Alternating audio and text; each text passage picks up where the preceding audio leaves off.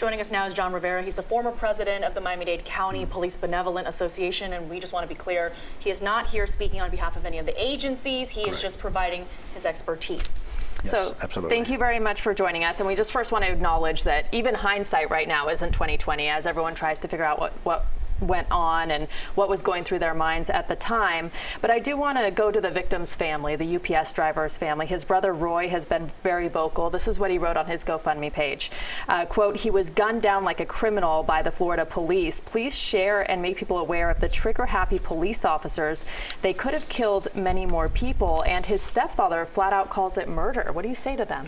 Yeah, I concur with the director when he said those family members are, they're allowed to say what they want to say. The love, I don't know what I would say if it was my family member. So you have to forgive those comments. I hope that at some point in time, the department and the investigators fill them in so that maybe they can help fill in some of the gaps and some of the misunderstandings that they have, so that they have a better understanding rather than just raw emotion pouring out. But our hearts and prayers go to them.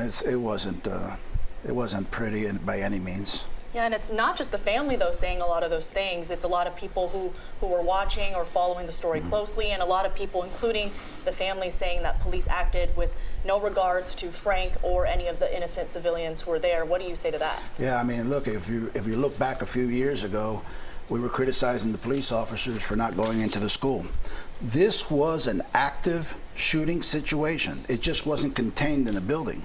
This was a mobile, active shooting situation. And so since the tragedy that happened in the school, we've been pounding and we've been criticizing and we've been saying, you have to act, you have to act, you have to eliminate the threat, you have to eliminate the threat. Here they eliminate the threat, and now the controversy is reversed.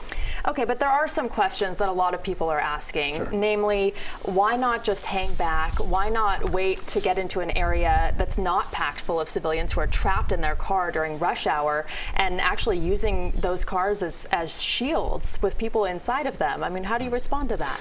Well, when you say hang back, at what point do you take action? Let's assume for a second, because everybody's doing the what ifs instead of what is. If they had let the car go, and let's say that car, the UPS truck, hit a van with kids and killed the mother and the kids, the very first criticism would have been, you had him stopped in traffic. Why did you not act? And so there's a lot of folks that are criticizing and opining, but they don't have the facts. And I will tell you that for a long time in coming, there's still going to be more questions than answers. And patience, which is not easy to do in this situation, but patience is going to have to happen so that we can find the truth on this thing. It's going to be a long investigation. This is a very complex situation, but it was an active shooter that was mobile, something that we're not seeing too much of. Usually active shooters are contained in a particular area. But let me just ask you, that's also a hypothetical. What if he hit a car on the road? Sure. What if he fired at other civilians? But what actually happened was 200 rounds at least flying where civilians are parked and where there's a hostage inside the van. Aren't the chances greater of one of those innocent people getting hit than a hypothetical of what if he hit a car? Anytime there's a chase, anytime in this particular situation that you have a mobile active shooter situation, there's a whole bunch of people that are in danger. At what point do you make the determination to try to stop it? It's been going on for half an hour. You got a situation where they're stuck in traffic.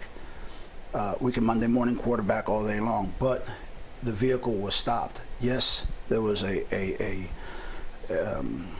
hostage in the truck, but again, you have to eliminate the threat. And when you have a guy that's indiscriminately shooting from the Coral Gables jewelry store all the way to that scene, the officers not only have to protect the public, they also have to protect themselves. And when they're being fired upon, there's a good likelihood that the officers are going to return fire.